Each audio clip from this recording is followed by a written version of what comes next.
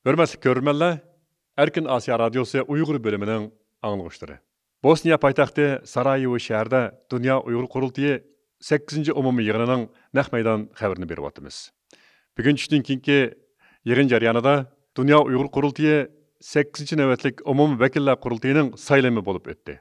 Saylam nəticəsində Turğuncan Alavudun Dünya Uyghur Qurultayının 8-ci növbətlik rəisi yoki prezidenti olub saylandı. Şununla yandaşqa halda yana Zümrət Ay Erkin, Abdurşid Abdulhamid, Erkin Ahmatov qatarlıqlar qurultayının muavin reisleri olub saylandı. Bu jarayonda yana Dünya Uyghur Qurultayıga təvə 34 orunğa 16 komitetga münasibətli xadimlar, rəhbərlər və reislər saylab çıxıldı.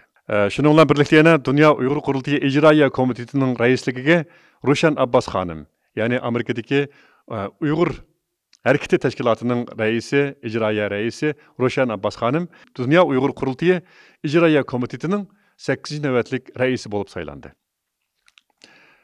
Saylam düşdün keyin 1 saat elektronluq şekilde elip verildi. Saylamni Amerika, Kanada, Çexiya, qatarlıq dövlətlərdən gələn küzətküçülər, mütəxəssislər, kişilik hüquq fəaliyyətçiləri naq meydandan közlüb bardı. Bu közlüş üçün Amerikadan alayı təklif qılınğan Amerika George Washington Üniversiteti'nin profesörü Sean Roberts efendim, saylamның özgü yarışa demokratik şekilde elip verilganlığı, bu saylamның Uygurlarning demokratik jarayonlarni öğrenişige yaxshi ulgu bola oladiganligini bildirdi. Saylam ahırda Dünya Uyghur Qurultayının yeni növbətlik prezidenti bolup saylangan Turğuncan Alavudin efendim ziyaretimizni qabul qilib, bu saylamның Uygurlarning Xitoylar aytqanday qalaq, arqıd qalgan bir millat bolmasdan, balki dünyavi anga, dünyavi seviyege ve dünyavi seviyedeki demokratiya tushunchasiga ega bo'lgan ilg'or bir millat ekanligini dunyoga qayta bir qatim jakarlaganligini bildirdi. Hurmatli Turg'unjon efendim, bugungi saylamning natijasida siz 8 navbatlik Dünya Uyghur Qurultayının prezidenti bo'lib saylandingiz. Oldi bilan sizning mush daqiqadagi tuyg'ungizni bir bilgin bor. Qanday tuyg'udasiz? Rahmat, ben hazır naiti hayajan ilkidimen.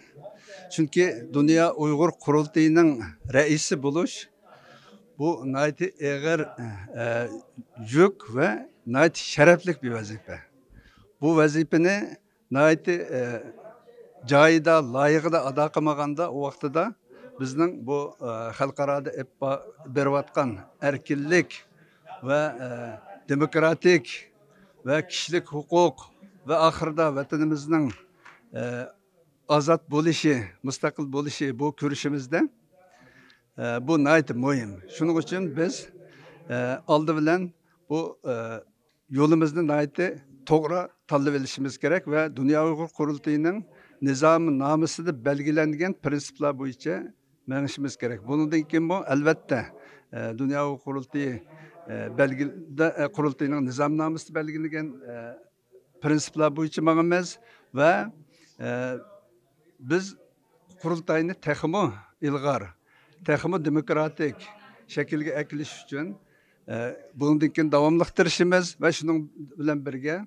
vatanimizdagi hozirgi Xitoy hokimiyati olib berayotgan bu irqiy qirg'inchilikni to'xtatishga va xalqimizning erkinlikka erishishiga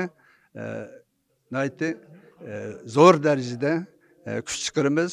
Buni xalqarada demokratik devletlerge ve bizni qo'llayotgan xalqlarga, hissdaşlık qilayotgan xalqlarga bizning davoyimizning haqiqatini, xalqimizning arzu armonlarini tushundiramiz. Albatta bu davoni ustimizga oldikanmiz. Buni loyiqida ep berishga tirishimiz. Mushu saylam hamda yaqinqi avvallar qarsak nurg'un qiyinchiliklar bilan ro'yobga chiqdi. Bunun da bazı biz anlagan yakın xəbərlər qarğa vaxtıda Xitayının tosqunçılığı, buzğunçılığı xəli yuqarı dərəcədə bolğanlığını anladıq. Muşlar şəraitdə bu saylamninki nəticəlik işləganlığını görüyatımız. Siz muşu saylam arqılıq Xitayga qandaq bir uçurni, qandaq bir mesajni berishni o'ylayapsınız muşu daqiqada? Muşu daqiqada Xitayga shunday mesaj beraman ki, Uyghur milleti o Xitay degandek qalaq millet emas. Xitay bilisiz bu Uyghur milletini bu qalaq millet bularni tarbiyalab yetishtirmasak bo'lmaydi deb lagerlarni qurib bizning millatni nurg'unlagan, millionlagan xalqimizni lagerga solab, u yerda atalmış ta'lim berimiz degan maqsadda ularga nihoyatda og'ir darajada besim va irqiy qirg'inchilik olib beryotidi. Biz Uyg'ur xalqi u Xitoy degandek undaq qalaq xalqi emas. Biz dunyoga madaniyat yaratgan, ilg'or, demokratik, keng qo'saq, hammaga quchoq ocha oladigan, tinchlikparvar bundaq xalq.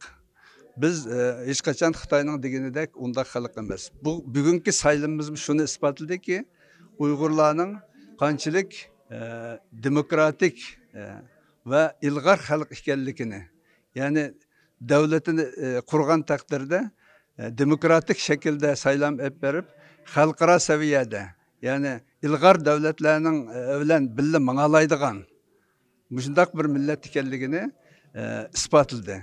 Shuning uchun o Xitoyning shunda deymizki, Uyg'ur millati sizlar degandek qaloq millat emas, balki madaniyat va demokratik axloq va kishilik huquq va her şekildeki xalqaro saviyada